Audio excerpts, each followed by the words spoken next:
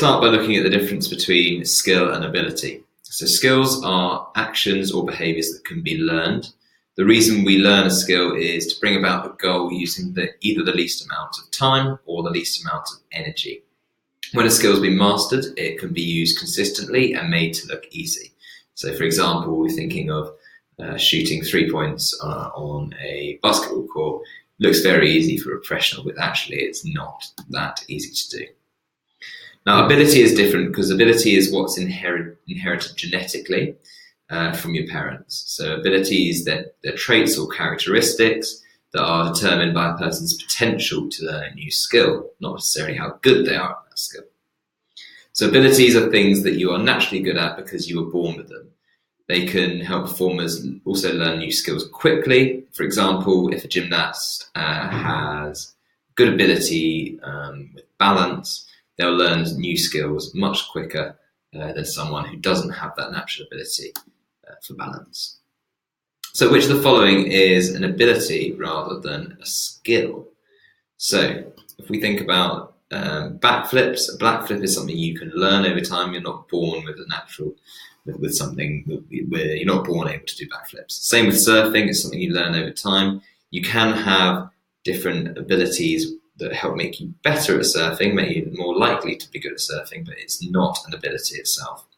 The same with a 3-pointer in a basketball, but balance is something that you can be born with in your genetics, and that is therefore an ability.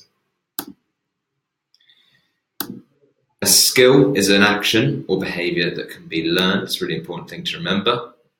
And in terms of basic information processing, that can be split down into 4 stages. So first of all, an input. So that's information gathered from the body's senses. And if you're thinking from a performance perspective, the performer will pick up the most relevant, important cues in the environment. So for example, if you're fielding as a cricketer, the performer will pick out the ball to make a catch as the most relevant signal.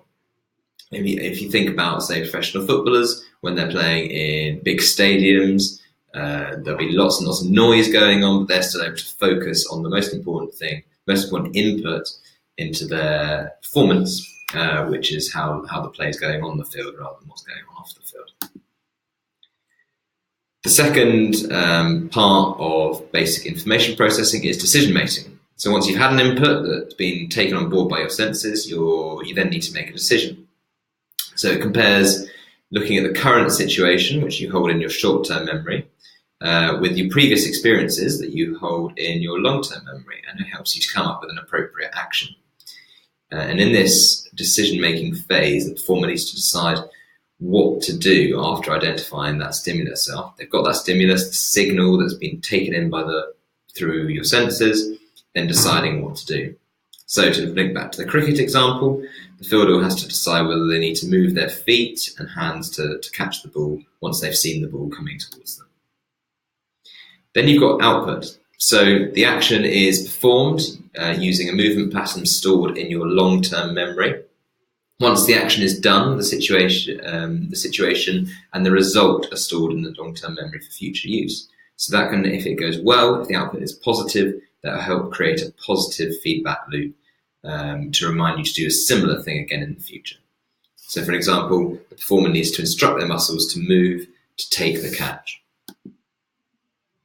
And then finally, you get that feedback. So the performer uses the information received via intrinsic or extrinsic sources to repeat or change the process depending on the outcome. So say they drop the ball because they didn't move their feet well enough. They may get some feedback on that from an intrinsic source in the sense that they know they haven't caught the ball, but also a coach may say to them, you didn't catch the ball because you didn't move your feet properly, you didn't get in the right body position. So you're constantly sort of finding out whether it's successful or not. So just to recap the basic information processing stages. So we've got input, then decision making, then output, and feedback. So how many stages of basic information processing are there? So remember, input, decision making, output, and feedback. So it's 4 stages. We won't go through them again, but input, decision making, output, feedback. Is good balance a skill or an ability? Now remember, good balance is something that we have a natural aptitude for when you're born with, so something that's in your genetics, it's an ability.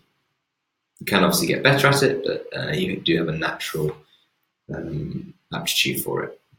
So remember to put them in order. First of all, you have the input for the decision-making process, then you have the information processing process, then decision-making, then output, then feedback. Yeah, output,